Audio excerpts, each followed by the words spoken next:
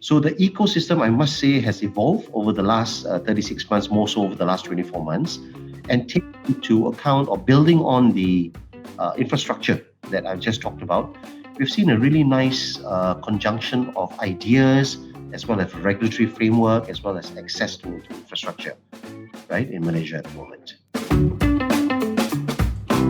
Techsauce Global, sparking innovative thoughts. One of the most upcoming ecosystems in ASEAN, you could say, is Malaysia. So today we're going to talk about it in our episode of Techsauce Global Podcast. Sawadee you're listening to the latest episode with me, Chawarat Yongjiranona Pupe, the global content editor of Techsauce Media. And today I have with me Raymond Siva, the Senior Vice President and Chief Digital Investments Officer of Malaysia Digital Economy Corporation, or MDEC. Hello, Raymond. Hi, hello. Hi, I'm so happy to be able to talk to you today. And I'm sure a lot of our listeners are interested to see your insight on Malaysia's ecosystem. But before we start, can you tell us a little bit about MDEC? Well, the Malaysia Digital Economy Corporation was established as the Multimedia Development Corporation in 1996. Really, our aim and our whole mandate is to drive firstly, in 1996, the ICT ecosystem and knowledge economy in Malaysia.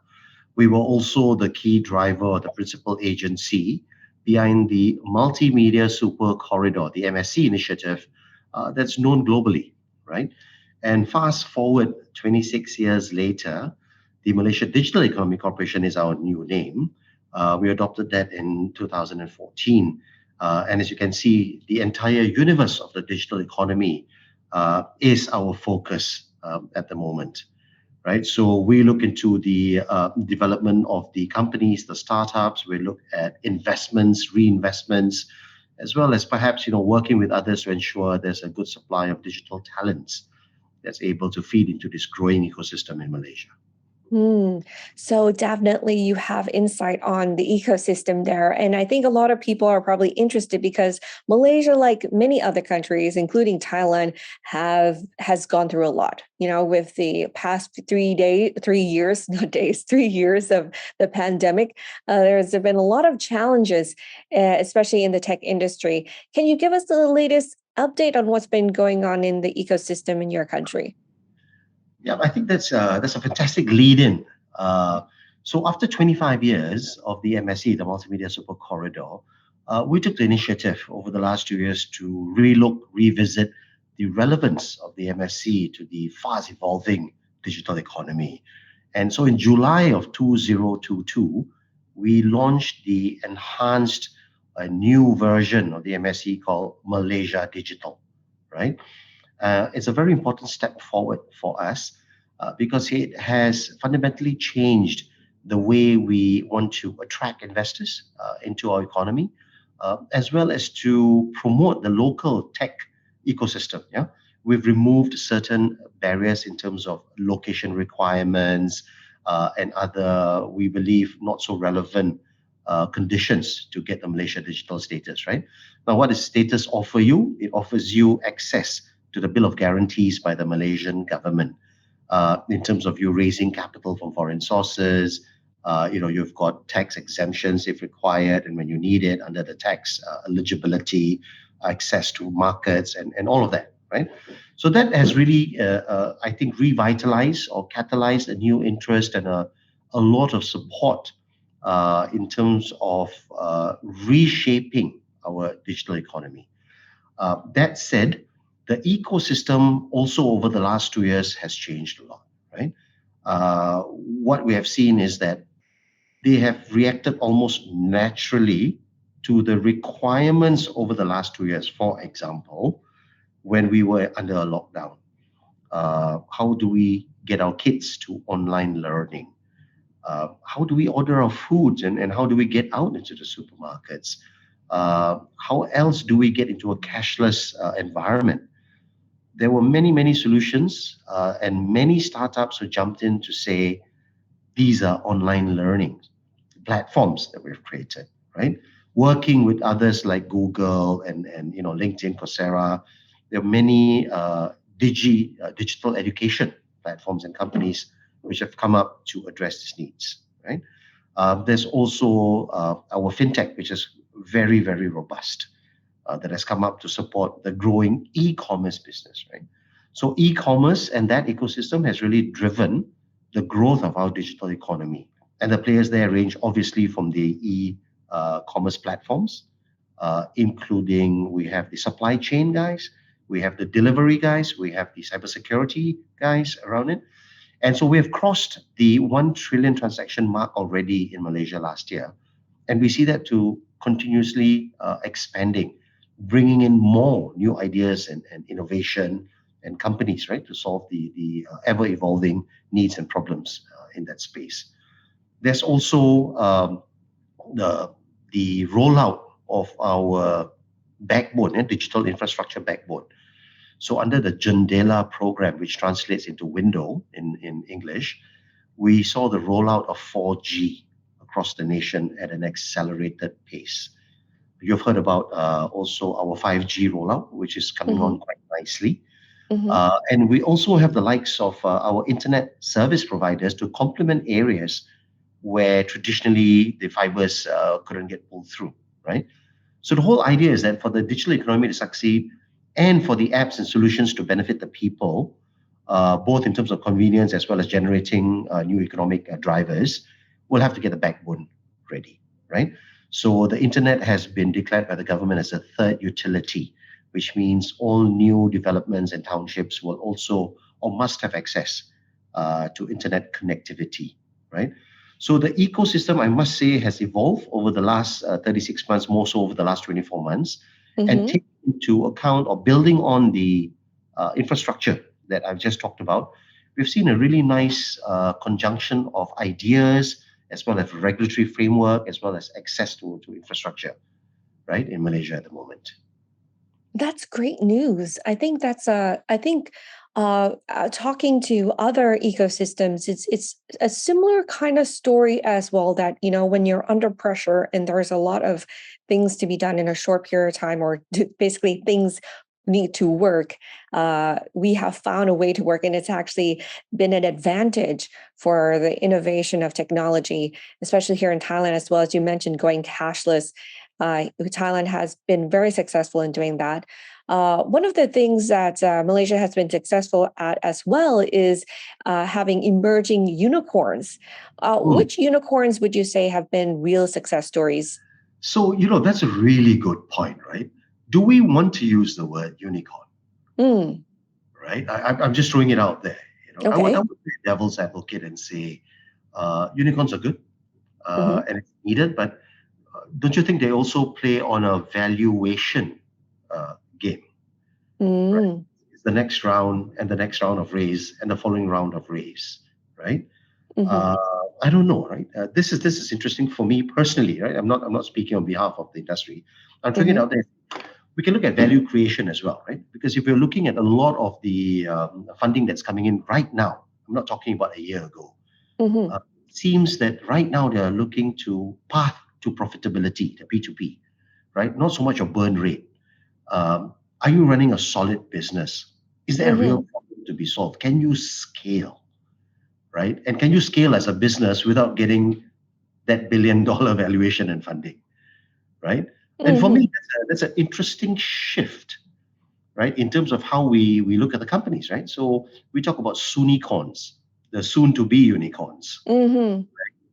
But are we holding the unicorns to the same valuation of $1 billion USD in this time where money is hard to come by, right? VCs are a lot more. Yeah. It's cold. It's a winter.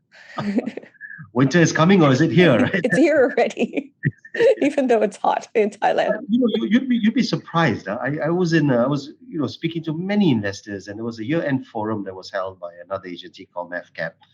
And there is a lot of optimism and bullishness in ASEAN, or for ASEAN, right? And there is money. But whether they're going to deploy that money into a unicorn or soonicorn is something I believe has changed, and the conversation has evolved to say, no, we're looking at good businesses, right? So, and yeah, if a good business and we can fund it, and if they then become a unicorn, so be it, good. But fundamentally, we're not looking at burn rate so much right now, right? We're looking whether you're running a solid business that I can invest in and get an IRR of say 5 to 25% or 10 to 25% in the next 7 to 10 years. So that goes back to us running businesses, right? It's not Mm, just about being a unicorn yeah. burning, right? I think Right. it's very interesting what you're saying. I just wanted to add that I've heard from other speakers say the same thing, that it's a totally different kind of world that we live in. I mean, prior to COVID-19, it was a very la la, like, oh yes, like unicorns. Everything is so bright and shiny.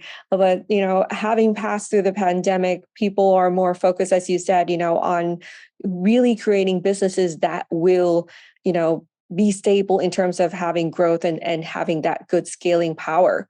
And I think that's one of the things that people are looking at right now, is what you said.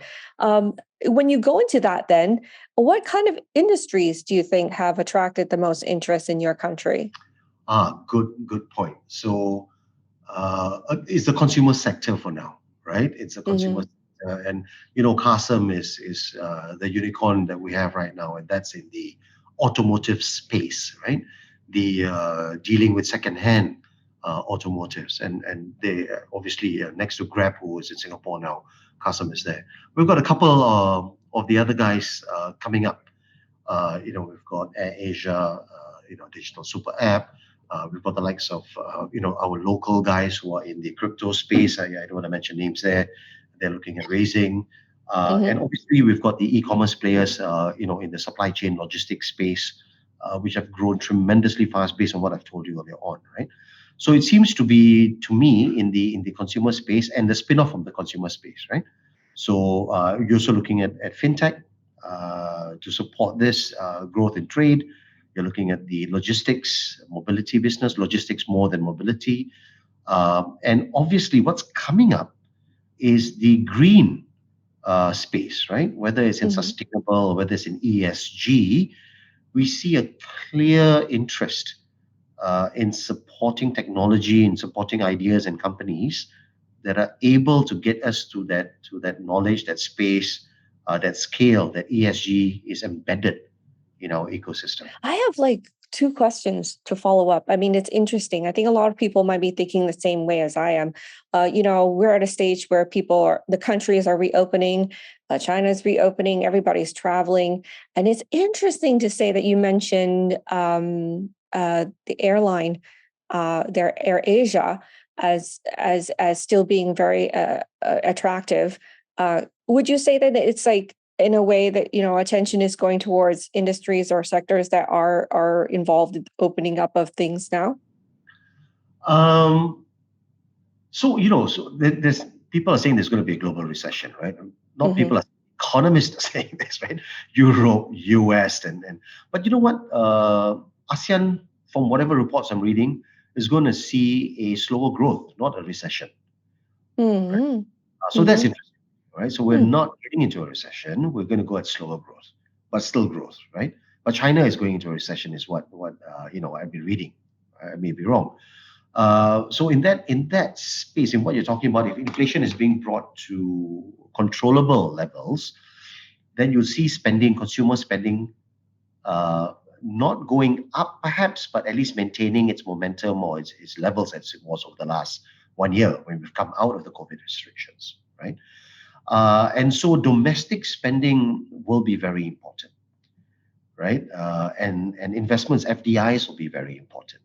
And we talk about domestic spending, then an app or a platform that's able to aggregate and serve the needs of the consumer, a super app, so to speak, that is not just serving its consumers, but opening it as a platform, yeah, Mm-hmm.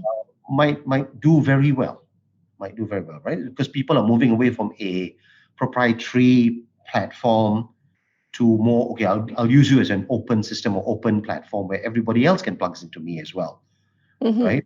And really, I think that's where things will move. So without mentioning also a particular brand name, which I've already done, there are many others in that space.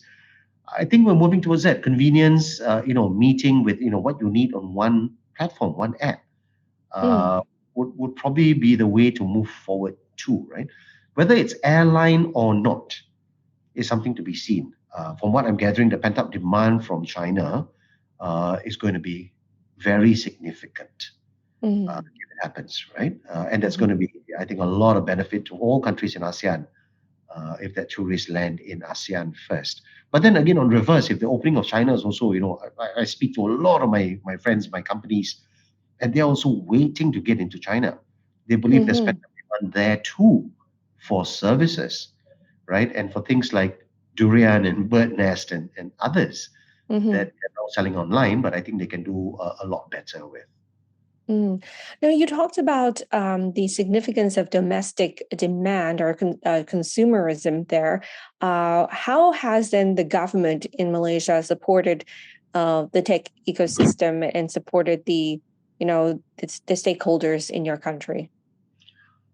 Good question. So via MDEC and a couple of other agencies, the first thing that we did was to ensure that they could keep operating, right? So there were certain exemptions given to people in the what we call the essential sectors, like logistics, BPO, global business services, right? Exemptions given for them to operate, obviously with strict measures, so they could service others, right? So ITO, IT outsourcing or business process outsourcing, all of this was very important, and that helped our tech companies to really try and weather through the storm. Secondly, it was through grants, right? So digitalization grants and others that could help you get new machines, get you ready from work from home, and so on, right? Making sure the infrastructure was there. Thirdly, as we got through the first 2 years, then it was really helping each other out. So MDEC played a big role in terms of matching startups with corporate through corporate innovation programs, so we could quickly accelerate the digitalization from the corporate side, as well as to give Mm-hmm. business and to help grow the startups, right? So that has worked really well. My colleague on the other side, Gopi, has done very well with his team to ensure that this continuously happens. And since we've opened, the market access has reopened again. So MDEC, we take our companies, introduce them to opportunities around the region, Indonesia, Philippines, Thailand, Singapore, to ensure that they're able to grow in this space. Mm. And talking about that in terms of supporting the system, for those who are interested, can you give an example of an interesting accelerator? Well, I wouldn't want to pick up just one. To be fair, there are quite a few out here who's doing a great job, right? Mm-hmm. Uh, and I have to say this though, they're focused on different areas, but a lot of them are just looking at the founders. So I don't want to name just one, right? There are a few. There's 1337, there's Scale Up Malaysia, and a few out there, right, who are doing some great jobs down in Johor, up in Penang. Um, and so the names that I told you, they take in 5, 10, 20 into one cohort. There's a proper mentoring in place. I believe some of them have seen initial exits already so that the money is plowed back in. So we do have a very robust accelerator ecosystem. Now, this is also backed up by MDEX, Malaysia's digital hub, right? These are co-working spaces. We have Mm-hmm. 20 of them across Malaysia. So the Malaysia Digital Hub really lands or welcomes startup, very small, even bootstrapping startup, and we bring the ecosystem around that co-working space to you, right? So every month, every week, we'll have something going on, introducing you to people, mentoring you, if need be, then getting you access to funding with those interested. So there's ours, the MDH, and then obviously there's a private sector run accelerators. So exciting times ahead. In fact, there are one or two others coming up in this year, right? Mm-hmm. Like to push things further with maybe specific verticals to look at, like deep tech. Okay. Well, now I know you don't want to name like just one person or one organization, but then when you go to another level of investment, which investors are known to be active in Malaysia. I think because our listeners are mostly startups and corporates. People are interested. Right. So we have government agencies who work with LPs and GPs to do it, and on their own, they also do their own, right? So I can give you a few. The government one is Penjana Capital. right? That's KAPITAL. And they've got a decent war chest. If you Google Penjana Capital, you will know how much they have out there. It's not a secret. Somewhere in the region of above R1 billion to deploy into startups within Malaysia, as well as startups from across the region. Yeah, and they of course work with their LPs and GPs. There are 8 funds under Penjana Capital. Then the other agency obviously is MAVCAP, Malaysia Venture Capital. They also work with LPs and GPs to deploy their funds into local startups, as well as other interesting startups. There's Kazana. Kazana is like Temasek for Malaysia. They have a decent fund to also look into 6 key areas around social enterprise at one level, and then obviously the Series A onwards on another level, right? A wide And then range. yeah, and you've got the other VCs who are quite active, right? And they know who they are, but some of them are like Gobi Partners, 500 startups. You've got Vertex, you've got Finex. I mean, you've got quite a few of them here, very actively looking at the ecosystem, right? And also And via they've not changed since the COVID-19 pandemic. no, in fact, like I told you a bit earlier on, there seems to be no interest in ASEAN and especially so in Malaysia, right? I mean, if you think about our currency exchange, US dollar to the ringgit, for example, and the quality of the companies that you have right now, right, in Malaysia, it almost becomes like a no-brainer to say that we'll look into the Malaysia companies right now as opposed to go to, say, for example, our other neighbors, right? Well, no, Thailand is still interesting, though. Thailand is just joking. Obviously, I'm sure it is. I mean, I'm looking at that, right? Okay. Well, we've talked a lot about the positives of the Malaysian ecosystem, but every ecosystem has challenges. Or what are the main challenges you think Malaysia is facing right now? And I'm going to sound like a broken record, and I think it's the same anywhere in ASEAN. It's the access to the right talents. Right? It's just that, right? So everything from a digital marketeer to a software developer to a, for example, cybersecurity guy, it's tough, right? The speed of which the digital economy is growing, there's just really not enough. And more so now, if you look at the talents, they seem to want to work from home or freelance or remote, right? And so that has fundamentally changed the way how companies are also approaching talents. Do I outsource the talent? Do I insource it and just get one person and then outsource the rest? But regardless of what model, I think getting talents is a bit difficult, right? So that's the key. Yeah, but here in Thailand, we've talked a lot about especially the corporate side. It's trying to do more in terms of training in the universities and getting more participation in training from the private sector. Is that happening in Malaysia as well? It is, but apparently not fast enough. Right? Because the demand is just outstripping supply, right? And to give the private sector as well as government credit, both of them are trying to address these problems, right? So, for example, Petronas has a Petronas Digital Learning Center. You've got things like 42 KL was part of the 42, right? Companies. You've got General Assembly, Beyond 4, and all of them, private sector as well as the government sector, looking to see how we can get the right sort of talents in. But it's not an overnight thing, right? I mean, if you're talking about last year to this year, when we've come out of COVID, a lot more demand for services and products in the digital side. Can we cope? Not yet, because you do need the digital marketeers. And yes, there are many, say, below 25. Are they experienced enough? Right? Do they know how to use ChatGPT? Do they know how to use the latest, TikTok algorithms, for example, right? On the digital marketing side. And on this side, the softwares, you need developers who are really up to mark with what's needed, like low code.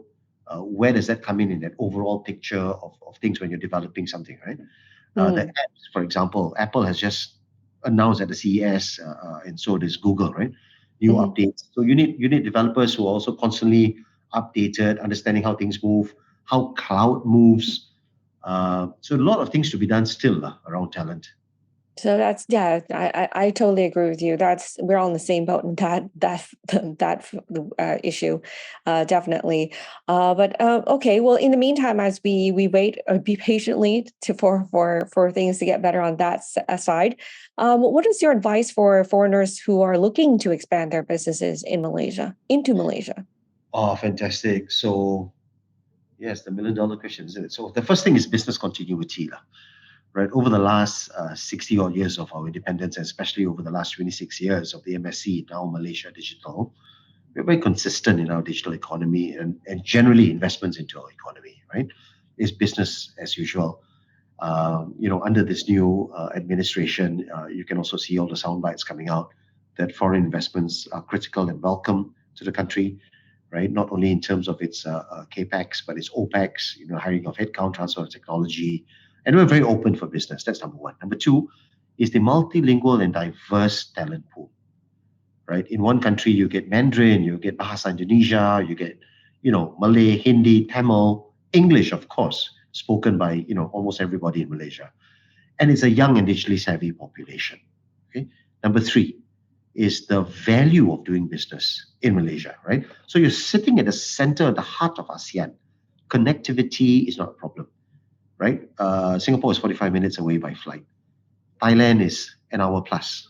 Bangkok, we're right out there, right? Yes. You get into Vietnam and anybody else in 2 hours, right? Indonesia included, 2 hours.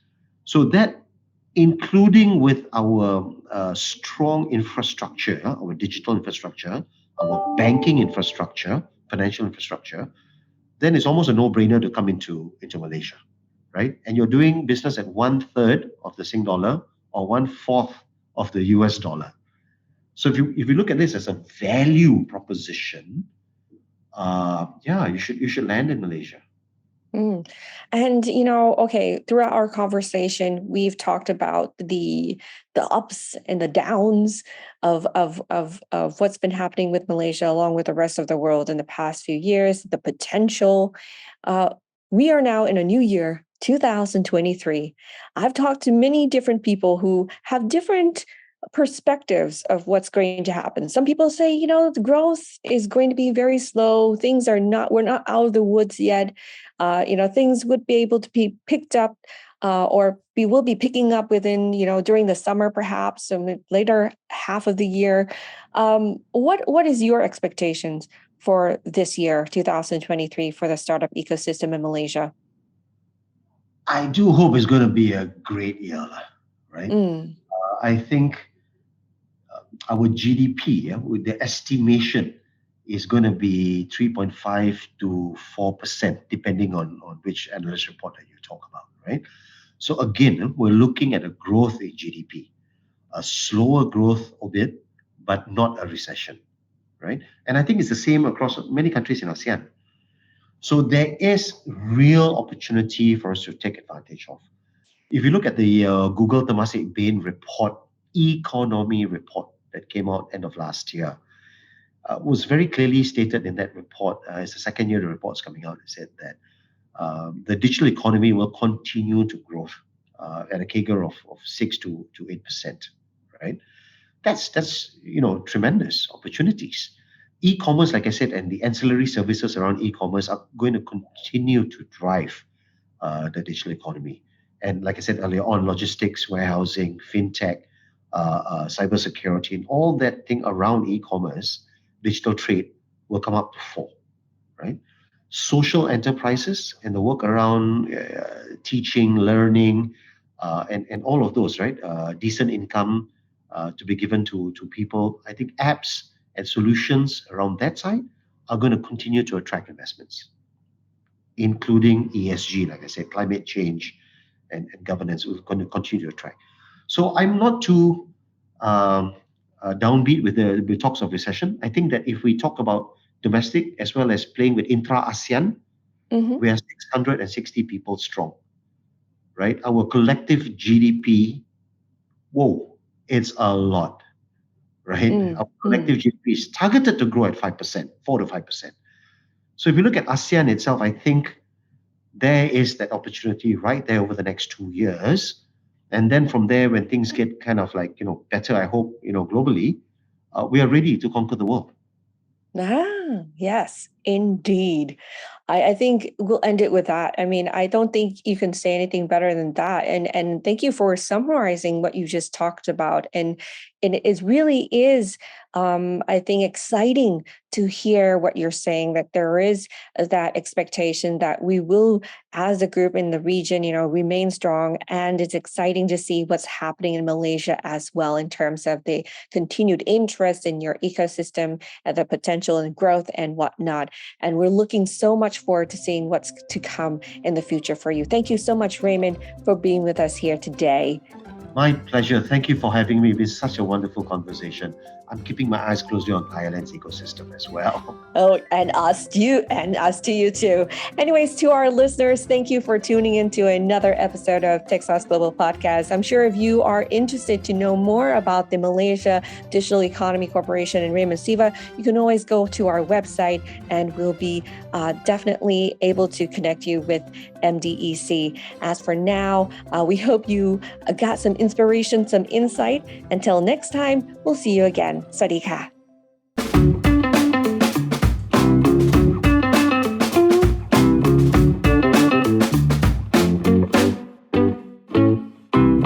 Techsauce, sparking innovative thoughts.